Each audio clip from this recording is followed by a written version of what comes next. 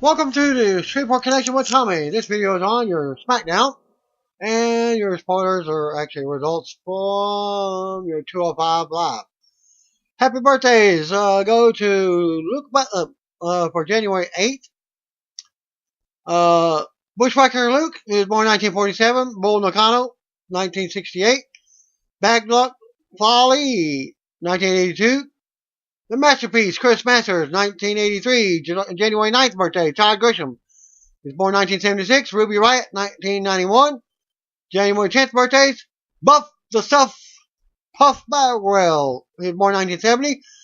Grandmaster 6A is born 1972. Tamina Snuka, also January 10th, born 1978. Official Facebook page for WWE Hall of Famer superstar Billy Graham noted that he spent most of Tuesday in the emergency room with the early stages of pneumonia. The hope was that Graham would be sent home from the hospital last night, and that can be found at this link. The Beast and the Monster did not get physical on Raw because Strowman has not been cleared for action. According to Dave Meltzer on Wrestling Observer Radio, Strowman underwent minor elbow surgery back in late November, and it was later reported that WWE officials did not expect him back in the ring before the Rumble. Strowman has made a few WWE TV appearances since the surgery, but this was his first official week back. Strowman is not currently advertised for any WWE live events through the Rumble pay-per-view on January 27th. He is scheduled for a signing appearance at iPlay America in Freehold, New Jersey on Sunday, January 20th. Also noted, from Billy Graham is back home wrestling, as noted on his Facebook, that he is on strong antibiotics to fight the illness. Latest episode of Rousey Acres can be found at this link, YouTube series from Raw Women's Champion Ronda Rousey and her personal YouTube channel. This series features happenings from the farm that Rousey and husband Travis Brown own. And live from there, the latest episode features the family going on their annual goat walk, which ends up with a happy couple dancing. Again, you can go to that link. Documentary on Nigel McGuinness can be found at this link, which premieres after WWE NXT UK TakeOver Blackpool goes off the air on the WWE Network this coming Saturday. Chasing the Magic, the Nigel McGuinness story, will run for 1 hour and will premiere at 4:30 p.m. Eastern Time after TakeOver ends. Good. Link for that. Synopsis and a new promo for the documentary. Story of Nigel McGuinness, a man with lifelong aspirations of becoming a WWE superstar, whose career was unceremoniously cut short, as he did wrestle under the name of Desmond Wolfe in TNA. It was announced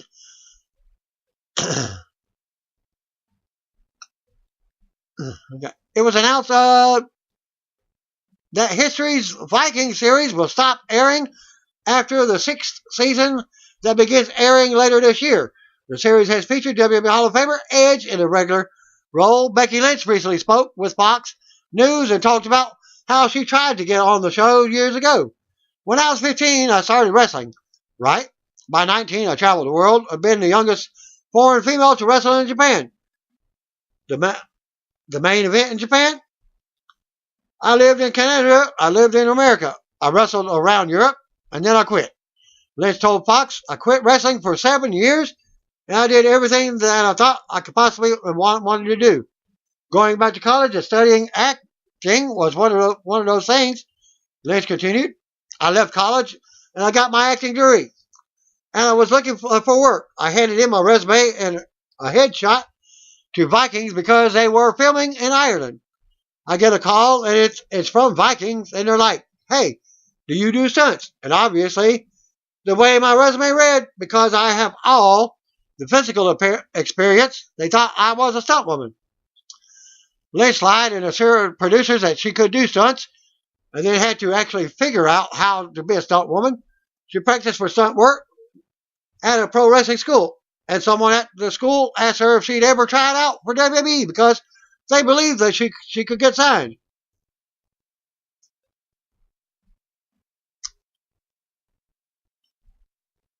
That's what ended that. That was her comments on that. And this here is a trailer of an upcoming movie, 90 Feet from Home, which stars Shawn Michaels in an abusive alcoholic stepfather. Michaels is credited first in the movie. In a recent interview on Edge and Christian's podcast, Michaels revealed that he shaved his head strictly for the movie. And go to that link for you. I did this independent movie in Texas where I played a younger version of with my hair, and then I played an older version of me that got sick and everything else. So that's why I ended up shaving it for the movie. Michael said, and then I get called in to do this thing, and I thought, do you know what? Hunter has got his head bald. I'm just going to go ahead and leave it that way. And it was it was thinning up there anyways, man.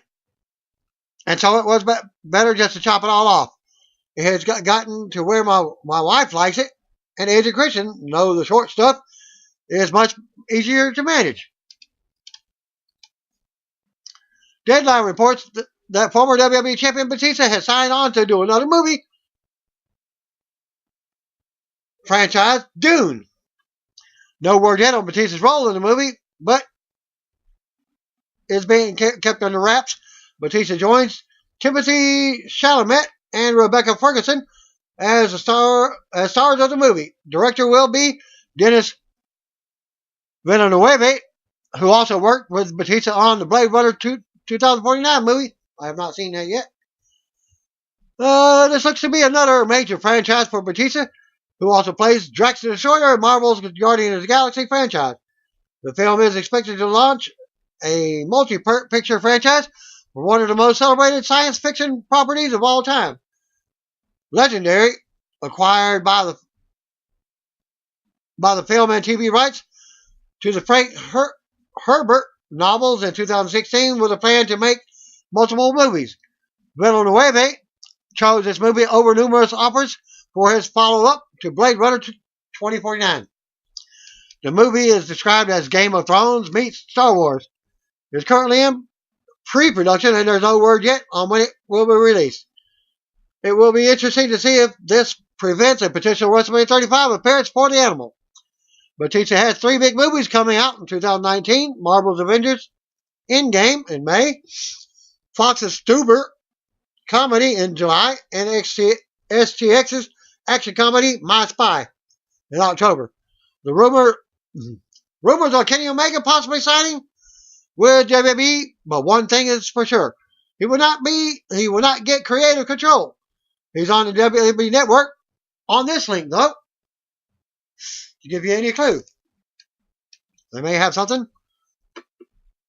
but as of right now, nothing. It was recently rumored online that WWE's contract offered to Omega included creative control, but Dave Meltzer noted on the latest edition of Wrestling Observer Radio that WWE did not offer such a perk. WWE rarely offers full creative control to talents, especially these days. Omega likely has an idea of where he will end up, but since he's gone from New Japan Pro Wrestling, it's believed that he will make a decision before the end of this month. As the new promotion,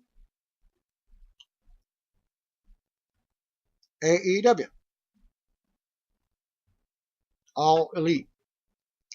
Omega, who just dropped the IWGP Heavyweight title to Hiroshi Tanahashi at the New Japan Pro Wrestling's Wrestle Kingdom 13 that aired last week, confirmed to Tokyo Sports that he has left NJPW. His NJPW contract expires later this month, so he is not wrestling any events. There's no real place for me to fit, so it's best for me not to be in NJPW. Omega said, I can't be there working under Tanahashi. I don't think he surpassed me. Don't think he's better. If we can, I want to face him again, but I need time away, and not just from New Japan. Tokyo Sports noted that Omega will likely end up with WWE or All Elite Wrestling. Meltzer noted that AEW officials feel confident that they will sign Omega, but nothing has been confirmed. Also, in AEW, confirmed is Chris Jericho making his debut. Being the Elite, episode 133 can be found at this link. I'm not going to give you the highlights because I'm short on time for this week. You can watch it for yourself. Hall of Famer Hulk Hogan recently spoke with Sports Illustrated and commented on what it would mean for Kenny Omega to sign with WWE after a major run in Japan. It's tough to go your whole life without eating at McDonald's or riding in a Chevrolet, Hogan said. If you don't touch on the WWE, the story is not complete. But maybe Kenny could be the exception. Carmella and R-Truth has been in Stamford, Connecticut this week again to film various segments for the follow-up to their Mixed Match Challenge win back in December. I have seen here Carmella and R-Truth have filmed with Kathy Kelly at WWE headquarters with Corey Graves and others. Storyline is that they received a vacation to anywhere in the world following their MMC win, but Truth chose WWE headquarters in Stamford as a destination. They also won the number 30 spots in the men's and women's Royal Rumble matches later this month. Samoa Joe has launched a new YouTube channel using his real name, Nufalo Ciano. His first video can be found in this link, featuring footage from the WWE loop that began at last Saturday's live event and wrapped with last night's SmackDown. WWE taped the following matches from Jacksonville, Florida for a 205 live episode. Hideo Itami defeated Cedric Alexander to earn the final spot in the Fatal 4-Way at the Royal Rumble. Noam Dar defeated Tony Nese. SmackDown Live opened up with from the Jacksonville Veterans Memorial Arena in Jacksonville, Florida. As Tom Phillips welcomes us, I'm having to do this because I did not get to see the SmackDown show as it did not record on my DVR, as I had to make a complaint. My DVR is not working correctly, as I have Dish Network. You record one program, and then another one. It records both of those programs simultaneously. So you can't change the channel and watch something else. Error. So this week, I'm giving it all to your dirt sheet. The cameras go to the concession stand in the arena concourse as WWE Champion Daniel Bryan is there with a microphone. Bryan says AJ Styles would be up here with the fans if he wasn't a WWE superstar because he's just like them. Bryan says he's going to educate AJ tonight. He talks about the concessions being bad for our health. He talks about feeling bad after you eat this stuff, not being happy or healthy, and filling voids by shoving popcorn and candy down your throat. This is why people cheer for AJ, to fill a void in their lives. Bryan takes a hot dog from a man and talks about how bad it's for you. He throws a hot dog back at the man. He also takes a soda from another fan, talks about how bad it is, then throws it at him. Bryan goes to a merchandise stand and asks for a Yes Movement t-shirt, but then reminds everyone that there are none because the movement is dead and he killed it. He calls for WWE merchandise toxic garbage. He rants on some of AJ's merchandise, picking up a pair of gloves and calling it plastic garbage. Put mine in my car. I'll show what they look like. Bryan makes his way out to the arena now, saying he's changing the world and making it better. But to do that, he needs people to change. He calls people weak, submissive, impotent.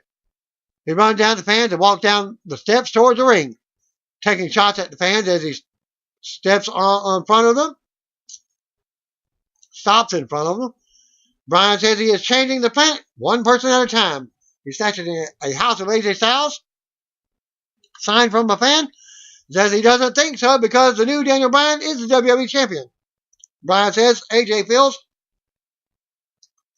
a void for about 30 seconds, but he will tear apart that void and fill it with something meaningful, something valuable, something the children can be proud of. Bryan goes on at ringside, branding, until R-Truth suddenly attacks out of nowhere. Truth unloads on Bryan and beats him down. We go to commercial. R-Truth versus Daniel Bryan officially starts. Back to the break, non-title match is underway. Truth is in control of Bryan early on. Bryan runs the ropes, but Truth drops him with a kick for a 2 count. Bryan turns around and delivers a big kick. Bryan humiliates Truth and slaps him around, talking trash. More back and forth between the two for a few minutes. Bryan hits two corner drop kicks, but misses the third as Truth comes back with a big shot off the ropes. Truth with a suplex and a jawbreaker for a 2 count. Bryan ends up fighting back and avoiding a corner splash. Bryan comes right back and delivers a flying knee for the pin to win. After the match, Bryan stands tall and takes the title as his music hits. Bryan exits the ramp, but AJ Styles comes from out of nowhere and attacks on the stage. Fans pop as Styles unloads on Bryan and mounts him. Security breaks it up, but both AJ and Daniel come right back. And AJ sends Bryan into the LED board. AJ grabs a steel chair, but Bryan retreats. AJ stands tall and looks out, fired up, as fans cheer him on. Rey Mysterio and Mustafa Ali versus Andrade, Cien Almas, and Samoa Joe. Back we go. We go to the ring. Out comes Rey Mysterio. Back to commercial. Back from the break. Mustafa Ali is out with Rey. Samoa Joe and Andrade Cien Almas are also out with Zelina Vega at ringside. Joe starts off with Ali and they go at it. Joe backs Ali into the ropes and then backs away. Ali ducks a shot, fights back with strikes, but Joe just gets angry. Joe runs Ali over in the middle of the ring. Joe keeps control until Ali makes the tag. Rey comes in and they both go at Joe. Vega talks Almas up as he's tagged in. Almas kicks Rey in the gut. They go at it. And Rey takes Almas down face first. More back and forth until Almas drops Rey for a 2 count. Rey ends up countering and slamming Almas face first into the mat. Ali gets a tag and keeps up the offense going on Almas. Joe gets tagged in but gets sent out to the floor using some confusion. Ali drops Almas again as Almas rolls to the floor with Joe. Ali launches himself out, but Joe catches him and tosses him over his head onto the announce table as we go to commercial. Back for the break, Ali is still going at it. Rey gets a hot tag and comes in to unload on Almas. Joe runs in, but Rey sends him head first into the top turnbuckle, and he hits the seated senton. Almas comes back for Rey, but misses. Rey counters and slams Almas on his head for a 2 count, and Joe breaks it up. The pinfall. Rey ends up hitting Joe with a 619. Ali comes in and hits the 450 to Joe. Almas angles with Ali. Rey drops Almas into position for the 619, but he lets Ali run the ropes for a big dive out to Joe first. Rey then goes for the 619 on Almas, but it's blocked. Almas drops Rey, hits a hammerlock DDT for the pin to win. Andrade Cien Almas and Samoa Joe won the tag match. After the match, Vega enters the ring to celebrate with Almas and Joe. They stand tall as Almas' music plays. We go to replays. Almas exits the ring as Vega raises his arm. Ali checks on Rey in the ring as Tom talks about these superstars being in the Royal Rumble matches later this month in Phoenix. Still to come segment, Asuka's Royal Rumble challenger will be determined with a triple threat. We get a pre-recorded backstage promo from Carmella talking about how no one thinks she will win because she's going up against Charlotte Flair and Becky Lynch. She reminds us she held the title for 130 days, beat Charlotte and Asuka twice, and won the Money in the Bank. Carmella says all she's ever needed is opportunity, and she will prove tonight that she is everything she claims to be, because Mella is money. Backstage, we go to the Usos, who are getting hyped up for their non-title match against the Bar with the future title shot on the line. They welcome the Bar to the Uso Penitentiary. Back to commercial. Shane McMahon is backstage in his office when The Miz walks in. Miz hopes Shane had nothing to do with the Usos' possibility of getting a SmackDown title shot. Miz says no one deserves a title shot like they do. Shane says they are nowhere near the top, Shane goes on and says he is getting pumped up about teaming together, but they have a lot of work to do and have to challenge the competition. Shane asks if they are on the same page. Miz says they are, and says he goes to leave, but stops and turns around to ask Shane if he's thought about their outfits. Shane isn't too interested as he walks off. We go to the ring. U.S. Champion Rusev is in the ring with a microphone. Greg Hamilton does the ring introduction. Fan chant for Rusev Day. A somber-looking Rusev stands there. Rusev said last week his wife, Lana, his love and his heart was hurt because of his selfish actions of one man, Shinsuke Nakamura. Rusev says Lana is at home resting, and he stands before us, but not as U.S. Champion. He lays the title on the mat in front of him. Rusev says he stands in front of us as a husband. He takes a look at his wedding ring, and fans start chanting for Lana. Rusev says Nakamura can mess with him all he wants, but once he messes with his wife, he's crossed the line and he cannot come back from. Rusev calls Nakamura to the ring and promises to break every bone in his fragile body and crush him. Nakamura appears on the big screen, and it looks like he's back in the production truck. Nakamura doesn't take blame for what happened to Lana. He says Rusev is bitter, and this is his fault. Nakamura says he's back in the truck to show this is Rusev's fault. He shows us a replay from last week. We see how Lana was on Nakamura's back when Rusev dropped Nakamura with a kick, causing him to fall with Lana on him. Nakamura shakes his head as Rusev looks on. Nakamura says Rusev crushed Lana. Rusev paces around the ring, and he's getting angry. Rusev says if Nakamura won't come to him, then he'll come to Nakamura. Rusev drops the mic and runs to the back. Cameras cut backstage to Rusev asking where the TV truck is. Nakamura suddenly attacks him with a production case. Nakamura keeps control and drops Rusev on the floor as Rusev tries to back him away. Nakamura gets down in Rusev's face and talks some trash before walking away. JB Noble and Adam Pearce check on Rusev. Nakamura comes running back over and drops Rusev with another Kinshasa. So it comes segment. Flair versus Lynch versus Carmella with a title shot on the line. We cut backstage to Becky Lynch now. Becky goes on about how no one beat her for the title. She says she can do whatever she wants tonight. And come Royal Rumble, Asuka will have to do more than climb a ladder. Lynch says Asuka is on borrowed time until the man comes around. The Bar versus the Usos was up next. We go to the ring. Out comes SmackDown Tag Team Champions of the Bar, Cesaro and Sheamus. For this non-title match, Usos will earn a title shot if they can win. The Bar hits the ropes and pose as we go to commercial. Back from the right, we get a tribute video from Hall of Famer Mean Gene Okerlund. Video includes video of Hall of Famer Hulk Hogan honoring Gene from Raw. Back to the ring, and out comes Jimmy Uso and Jimmy Uso. Sheamus starts off with Jay, and they go at it. Sheamus gets the upper hand and drops Jay with the right hand. Jay with a kick and a clothesline over the top to the floor. Sheamus comes up back in and gets dropped for a 2 count. Jimmy and Cesaro tag in, facing off before locking up. Cesaro takes Uso down first. Cesaro with a shoulder block. Uso turns it around. It goes for a Rikishi splash in the corner, but Sheamus helps Cesaro to get to safety on the outside. Jimmy chases Cesaro around the ring and back in.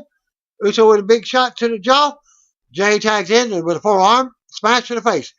Cesaro turns it back around and tags in Sheamus for a quick double team in the corner. Sheamus and Jay are going at it. Jay drops Sheamus with a big right hand. After running the ropes, Jay with a 2 count. Sheamus rams Jay back into the ropes, allowing Cesaro to get a cheap shot in while the referee can't see them.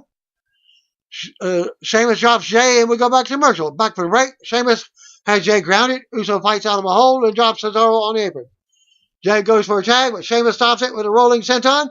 Cesaro comes in and flies off the top for a 2 count on Jay.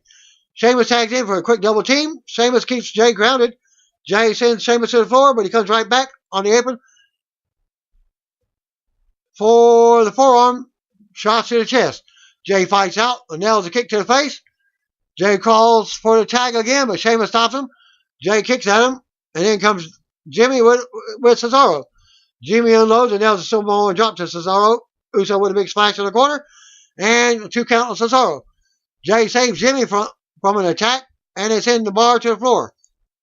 Jay leaps out and takes Sheamus back down on the floor. Jimmy runs the ropes and nails a suicide dive, sending Cesaro over the barrier. Jimmy brings Cesaro back in and goes to the top for a crossbody. Cesaro still kicks out of 2. Sheamus ends up missing a brogue kick on Jimmy. This leads to Sheamus taking a super kick for a 2 count. After Cesaro and Jay tumble to the floor, go back to commercial. Back to the ring, Cesaro has a sharpshooter on Jay. He finally makes it to the bottom rope to break up the submission. Cesaro with another close 2 count after a big knee drop from Jay on the apron. Sheamus tags in and talks trash to Uso. Jay drops Cesaro off the apron and unloads on Sheamus with headbutts. Jay goes up top, but Sheamus runs up with a big knee. Sheamus gets to Jay on the shoulders and climbs up for the super white noise. Jay fights out and jumps up with a kick. Cesaro tags in, comes off the top, but Jay super kicks him on the way down. Jay slowly makes his way to the corner to tag as Cesaro tries to recover. Music suddenly hits and out comes Mandy Rose in a towel on slippers. So she looks on from the stage. Rose takes a mic and asks Jimmy to please come and help her. Jimmy ignores her at first, but turns around when she asks if she left her shorts and top in his hotel room. Sheamus runs in and drops the distracted Jimmy from the apron. Cesaro nails a neutralizer on Jay for the pin and win. After the match, Bar celebrates and raises their titles into the music interrupts. Out comes the Miz. Miz gives a grand intro for the Bar and tells them to give it up for them. Miz enters the ring and congratulates them on the win and for beating all the teams on SmackDown. All but one. Miz says he's here to grant the Bar an opportunity of a lifetime to put the titles on the line at the Royal Rumble against the one team that they have not dominated, the best tag team in the world. Cesaro takes a mic and knocks Miz. Cesaro says he's going to talk it over with his partner, but Sheamus responds with a big brogue kick to drop Miz instead. Cesaro says they accept the challenge. We see Mandy Rose and Sonya Deville backstage walking. Rose reveals her shorts and top are under the towel.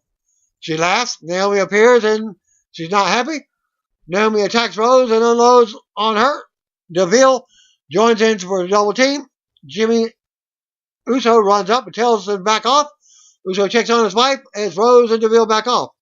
Announces hype the 30-woman Royal Rumble match. Still to come, Asuka's challenger will be determined. We cut backstage to a pre-recorded video for Charlotte Flair to hype the triple threat. Flair knocks her opponents and puts herself over. Flair says she is focused on Becky Lynch and Carmella tonight. Then we'll be focused on Asuka at the Royal Rumble. Flair tells them to get ready to bow down to the Queen. Back to commercial.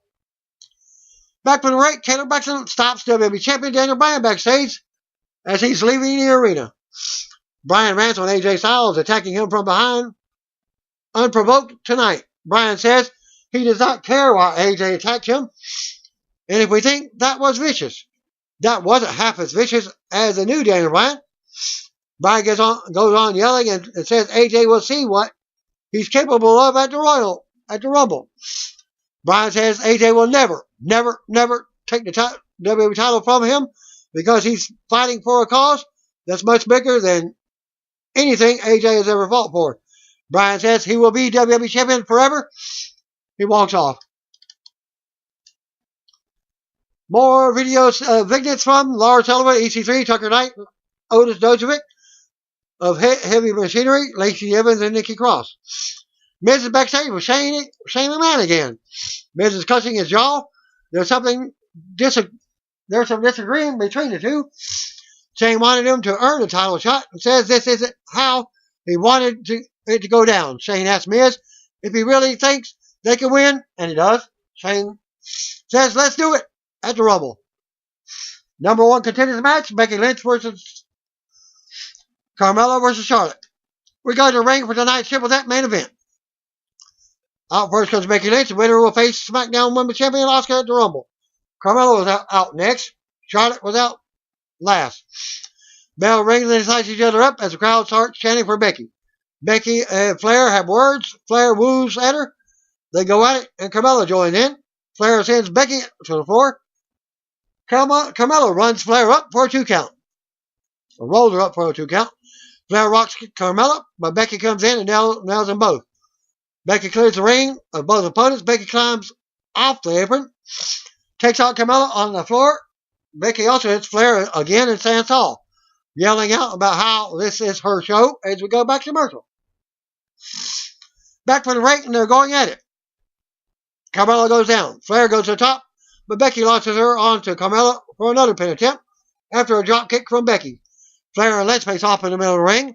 They trade big shots in the middle of the ring as the fans dueling chants along with them. Flair unloads with chops and gets the upper hand of the exchange. Lynch comes right back with the Tez press. Flair counters immediately, but Carmella nails a kick to the head of Flair. Lynch and Carmella go at it. Carmella drops her with a flatliner. Flair and Carmella trade counters. Carmella locks Flair in a code of silence submission. More back and forth, and a 2 count by Carmella. Becky goes up top, but this ends with Flair standing over Carmella and Lynch. Flair pulls them close in the corner and goes to the top for a moonsault. Lynch jumps up and cuts Flair off. Flair kicks her away. Flair nails the moonsault on both opponents at the same time for a close 2 count. Flair with more pin attempts. We go to commercial. Back from the break, Flair tangles up top with Flair. Carmella runs over and pulls Lynch down by her leg. Carmella tries to bring Flair to the mat, but with the scissors. But Flair powers up. Flair tries for a powerbomb from the top, but Carmella takes her down with her Hurricanrana for a close 2 count. Carmella then sends Lynch out of the ring. Carmella runs the ropes and nails a suicide dive to Lynch. Taking her down on the floor, Flair goes for a big moonsault to the floor, but Carmella moved out of the way. Becky then runs over and drops Carmella on the floor with an explosive suplex. Lynch works Carmella over and launches her into the barrier. Lynch brings her back in the ring, but Flair knocks her right back with a big boot. Carmella rolls Flair up for a 2 count. Carmella blocks a figure 4. Lynch runs in for a disarmer on Carmella, but Flair takes her out from the top with a supernatural selection. Carmella drops Flair and Lynch with a super kick, covering Lynch for a 2 count. As Flair breaks it in pinfall, Carmella yells at Flair and smacks her in the face several times. Carmella shows frustration now. Flair gets up and drops Carmella with a big slap. Flair applies a figure 4 and a figure 8 to Carmella. Becky flies in with a leg drop to break it up. Becky covers Flair for a 2 count. Becky goes right to the disarmer on Flair, but Carmella breaks it up. Carmella tosses Flair out of the ring. Fans chant, "This is awesome!" Now Carmella goes for a suplex, but Becky fights her off. Flair runs in with a spear, but Carmella keeps the upper hand. Becky pulls Carmella into the disarmer out of nowhere for the pin and gets a title shot at the Royal Rumble. And she's her new number 1 contender, Becky Lynch. After the match, Becky stands tall as Tom confirms her match with SmackDown Women's Champion Asuka at the Rumble. Lynch stands tall as the music hits. We go to replays. Lynch continues celebrating until the music interrupts. Out comes Asuka. The man stares the Empress down as she dances to the ring. Asuka hits the corner to pose for a pop. Asuka takes the title off her waist and raises it in Becky's face as they talk trash to each other. Face off continues and SmackDown goes off the air. Well, NXT superstar Tucker Knight and Otis Dojovic of Heavy Machinery worked a dark main event after SmackDown went off the air. They defeated the Clones. Heavy Machinery is headed to WWE's main roster soon, but there's no word yet on if it will be the Blue Brand. But since it's not on there, player at the SmackDown, possibly in action there. And Wrestling Link has a video of them. Hashtag SC Live post-show dark match. Heavy Machinery defeated the Clones by pinfall. The other dark main event after SmackDown in Jacksonville saw Daniel Bryan retain the title over AJ Styles by DQ. DQ came when Bryan hit Styles with a low kick. After a bell, AJ came back with a low blow of his own a phenomenal forearm, and a Styles Clash, which also can be found at this link too. And that will conclude my SmackDown and 205 Live results for this week. Thanks again. Peace out. See you on the video. If you don't know, just call me brothers and sisters.